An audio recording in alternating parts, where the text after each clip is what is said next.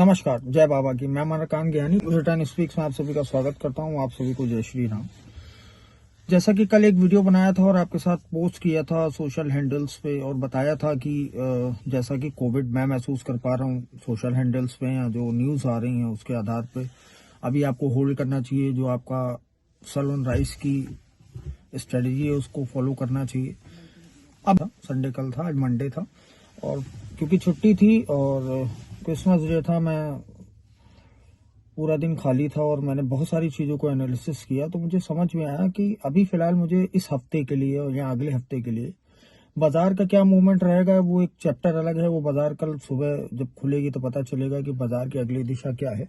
लेकिन मुझे समझ में आया कि आने वाले 10 से 12 दिन 15 दिन में हमें फार्मा स्टॉक और डायग्नोस्टिक से रिलेटेड जितने भी स्टॉक्स हैं उनको थोड़ा सा फोकस करने की ज़रूरत है, क्योंकि एक बुलिश मोमेंट उसमें दिखाई दे सकता है। जैसा कि मैं कई फार्मा स्टॉक्स को देख रहा था, किसी का नाम अभी नहीं लूंगा, कल बाजार खुलने के बाद ही उस पर फिर कुछ स्टॉक्स ऐसे राडार पे आएंगे जो आपके साथ डिस्कस करूंगा, शेयर करूंगा। लेकिन अभी यूजुअली एक बात आपसे डिस्कस करनी है कि फार्मा स्टॉक्स और डायग्नोस्टिक से रिलेटेड जो भी स्टॉक्स हैं उसमें आप अपनी पैनी नजर रख सकते हैं, उनको अपनी राडार पर रख सकते हैं, उसमें कुछ एनालिसिस अपनी कर सकते हैं। खुद की एनालिसिस नहीं कर सकते हैं, अपने फाइनेंशियल एडवाइजर से कंसल्ट करने के बाद उसमें कोई पोजीशन बना सकते हैं। लेकिन अगले 10 दिन 12 दिन 15 दिन या आप ऐसे समझ लीजिए कि ये साल का जो आखिरी 31 है, इसमें अभी 6 दिन 7 दिन है, 6 दिन, तो इन 6 दिनों में आप अगर कोई पोजीशन बनाना चाहते हैं तो फार्मा स्टॉक्स में बनाइए, शॉर्ट टाइम के लिए बनाइए। और अगर लगता है कि इसमें अच्छे रिटर्न्स मिल रहे हैं तो फिर लॉन्ग टाइम के लिए कोई अच्छे स्टॉक्स होंगे फार्मा से रिलेटेड तो मैं जरूर आपके साथ शेयर करूंगा।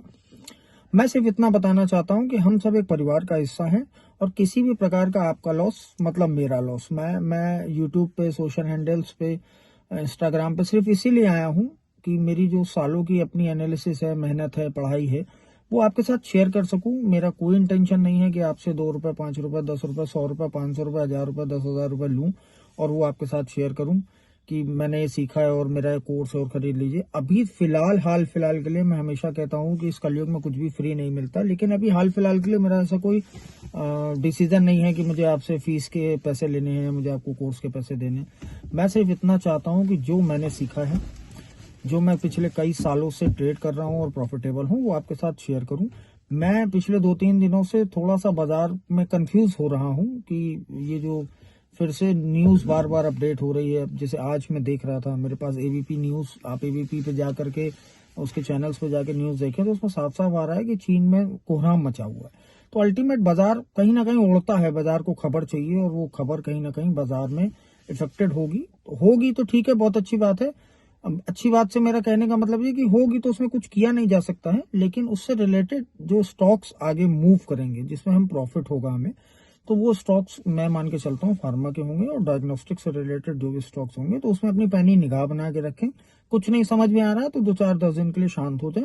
सैलॉन राइस में जो आपके पोर्टफोलियो में स्टॉक है जिसमें आपको प्रॉफिट मिल रहा हो वहां से प्रॉफिट बुक करिए और फिलहाल कुछ समय के लिए आराम से बैठिए, बाबा का ध्यान कीजिए, राम राम का जाप कीजिए। फिर आपसे कल दोबारा मिलता हूँ। कल बाजार खुलेगी, मार्केट को पूरी तरीके से एनालिसिस करने में हमें आसानी होगी कि बाजार का अगला दिशा क्या है और वो क्या चाहती है या क्या जैसे चल रही है। मैं दोबारा आपसे फिर मिलूंगा बहुत अच्छे स्टॉक्स के साथ। फार्मा स्टॉक्स हो सकते हैं, डायग्नोस्टिक स्टॉक हो सकते हैं, या कोई ऐसे स्टॉक जो मेरी राडार पे आएंगे जिसके फंडामेंटल और टेक्निकल्स बहुत अच्छे होंगे, मैं आपके साथ कल दोबारा शेयर करूंगा। अभी के लिए आपसे विदा चाहता हूं। भगवान आप सबको सुखी रखे। जय बाबा की।